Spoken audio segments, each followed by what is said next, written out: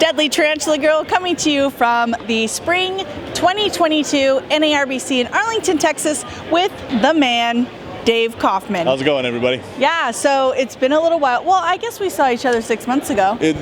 Yeah, when last time here? I think it was. Yeah. I think it was, yes. Well, last night, actually. We hung out last night. Right, 6 months ago last night. Well, yeah, exactly. Yeah, last night, before that 6 months ago. Nothing weird, guys. Don't get any crazy ideas. Yeah, we went to the pre-party at Lone Star Reptiles. It was fun. Did you get to play with Turbo? I did, and filmed a video there, yeah? and he's got some cool stuff. Oh, heck yeah. I heard Turbo was hungry when he saw you. He almost bit me. And if he didn't have those quills, I would have bitten him back. Oh, man. He's a cutie, though. He is a cutie. Very cutie. Did you get to play with Roscoe? That's the Cotamundi? Mm-hmm. Yes. Oh, he's I've a heard rascal. everything there. Awesome. I mean, everything was just awesome. So tell us about the highlights of Lone Star Reptiles. What was the most awesome thing you saw? Oh, boy. God, so much. Mm-hmm. It would have to be his beaded lizard. Yeah, like the world's fattest beaded lizard. The world's fattest, right. And the red-eyed crocodile skinks that he's working with were amazing. Amazing. And they're upgrading again. Right. Yeah, they're just reproducing in like bioactive enclosures all by themselves. Yep. Yeah, that was very cool. That was very cool. And there's not a lot of people breeding red-eyed croc skinks in captivity in the U.S., so that's exciting. No, we are just starting to figure out how to do it. Right. You know, and that's the key. I mean, every reptile that's in this place, we had to figure out how to breed at one point, and now there's retics, there's ball pythons, there's crested geckos. Thousands. And we take that for granted that we always knew how to do that. Right. Well, no, we didn't. We had to figure it out, and that's where we are with stuff like red-eyed crocodile skinks, is that we are at the beginning of trying to figure out exactly how to breed those, and pretty soon they're going to be a staple at a show like this. So a lot of people, and there's some new laws being proposed, basically feel like it's very inhumane and it's a cruel thing for us to keep these animals in captivity. But what are your thoughts on conservation through commercialization? And basically, if we harvest a number of animals, a specific number of animals from the wild and learn about them and can reproduce them in captivity, how that benefits everyone. It does, and the conservation through commercialization is a thing that is very beneficial. Okay. There was a point where, the industry was taking thousands and thousands of ball pythons out of the wild. Right. And now that's stopped because we don't need to do that any longer. Exactly. And so, yeah, I mean, I'm a big advocate for it.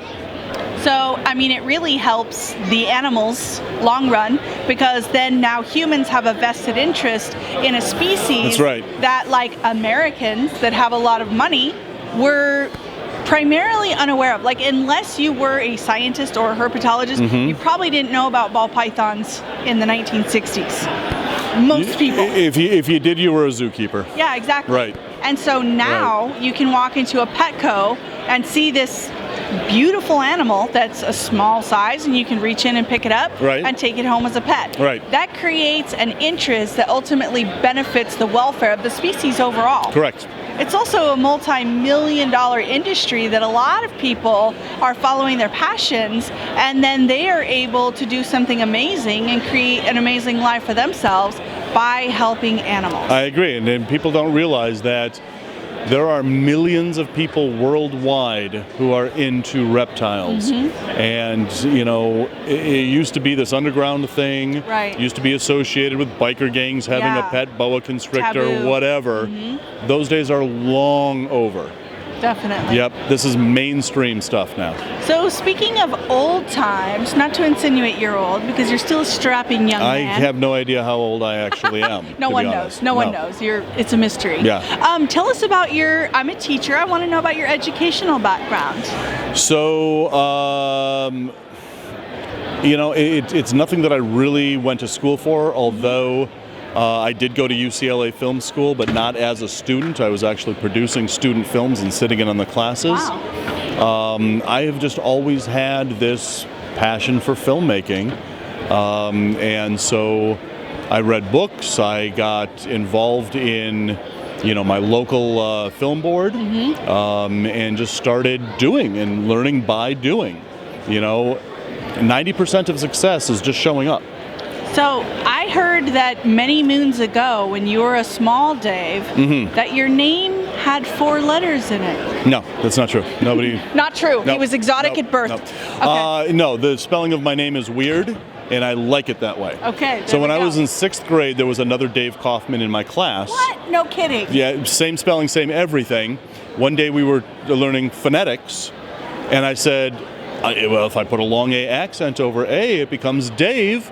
And now You don't need that damn silent Right. E anymore. But my teachers, my parents, they thought it was the coolest thing that they ever saw. And since 6th grade, I have spelled my name like that. So much so that if I see it spelled Dave, I won't associate that they were talking about me. Yeah, because that's the other guy. Right. Loser Kaufman. No, I don't know if he was a loser, although I don't remember him much. Dave number 2. We can say that. Dave number he 2. was number 2. Okay, number 2.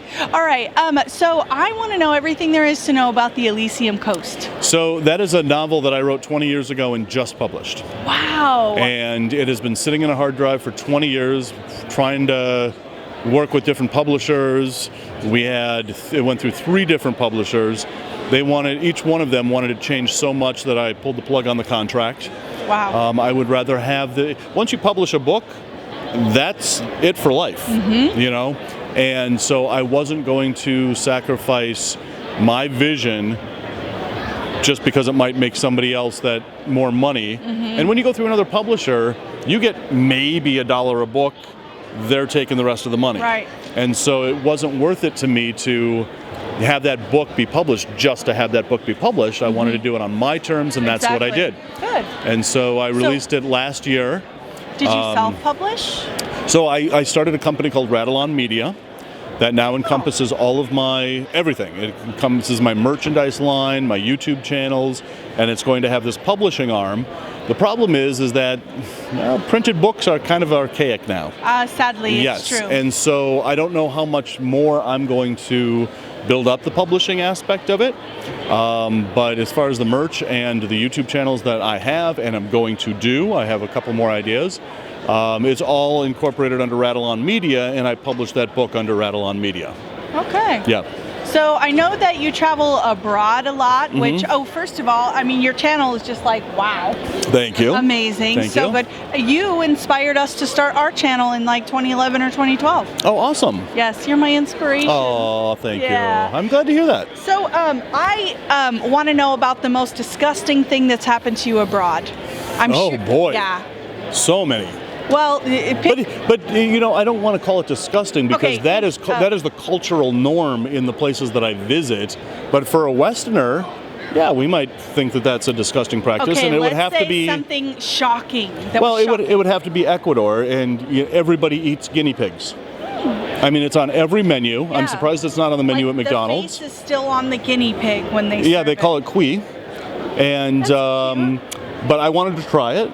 And my friends in Ecuador said, if you didn't grow up eating it, do not do it, because it's so oily and it's so greasy that it would give me the runs for days. Okay. I'm glad I got that warning before I... Did you eat cuy? I did not. You didn't eat? No, because we had, at the time that I heard that, the next day we were on our way out to the Amazon. Having the runs in the Amazon? No, it's not bueno. All right. So, tell me about the most beautiful thing that you've seen abroad.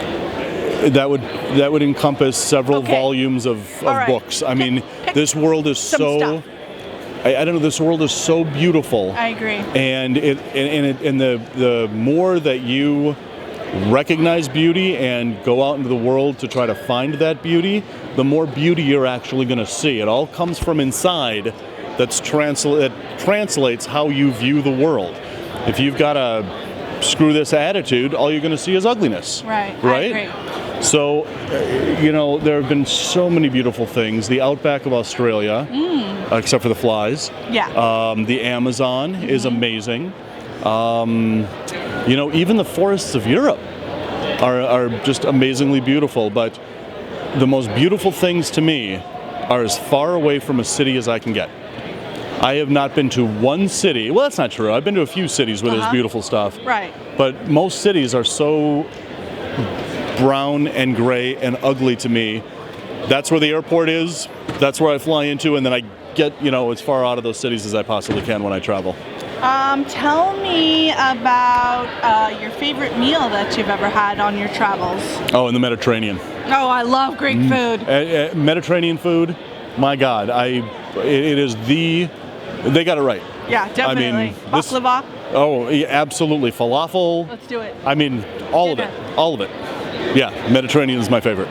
Oh, and it's healthy. It's actually food. Yeah, it's delicious, amazing food. Right. Yes. So I hear that you have a new channel that's going crazy, a fishing channel. I started a fishing channel a year ago. I am having so much fun with this channel. And I knew going into it that it was such a saturated market. Right. Everybody has a fishing channel on YouTube. Except for me, yeah. You're right. But I've never been afraid of competition. And fishing is another passion of mine other than reptiles. And as a matter of fact, when I travel, on my days off, when I'm not chasing snakes or whatever, I go fishing. Okay. And it just took me a number of years to say, well, why aren't you filming this? Right. So I started, and I'm having a blast with it. Awesome. So Dave Kaufman's Fishing Adventures, now originally Dave Kaufman's Reptile Adventures, then Dave Kaufman's Animal Adventures, now Dave Kaufman's Fishing Adventures. So would you say that all of this kind of stemmed from your Herper DVDs? Oh, that started it all. I mean, completely that song started plays it in all. my head like at least. I'm a Herper. Yep. And I love it. Yep, Yeah. absolutely. Yeah. And then I say that to other people, and then they think that I have a disease. If you're singing this, I wrote that song, and after I, recorded it, I was like, I'm either going to be beaten up every time, I go to an expo, or people are going to sing it to me. Thankfully, people sung it to me. Yeah, they do. But I was like, this song is so catchy that it's either going to kill people or it's going to make them very happy it's or still whatever. Stuck But in my head. All these years later. We used to play that DVD in our snake room when we were cleaning. Yeah. And now there's like podcasts and all kinds of things. I'm a Herper. Yeah. And I love it. Oh, have you heard the music of Dr. Mark Heinrich? He did like Glass of Milk. Yeah, I think so. Oh my God. Those songs, they get stuck in. It's Sanderson, oh Sanderson. Yeah, that's No, I've never heard of him. Yeah. I'll send you a link. He's pretty good.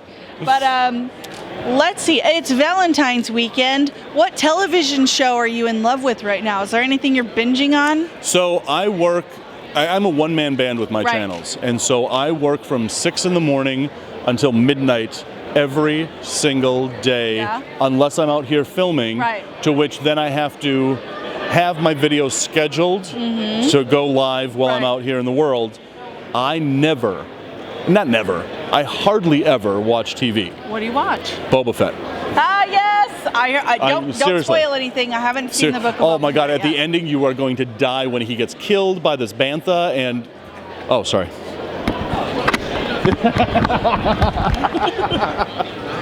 All right. So it's Valentine's weekend. Thank you so much for giving me some of your time. Also, give us a message for the children. Keep doing what you do. Follow your passion. And don't listen to anybody who tells you that you can't. Yeah. And then you'll grow to be tall like Dave. Yes. If you eat all your candy, kids. Yeah. Yes. All right. Always a pleasure seeing you. Yeah, definitely. All right. Okay. Let's just hug. Wait. No, we can't. Handshakes are so pre-COVID. They are. Yes. All right. Thank you, guys. We'll drop all Dave's information in the description box below, as if you didn't already have it. And we'll see you guys soon. See you guys.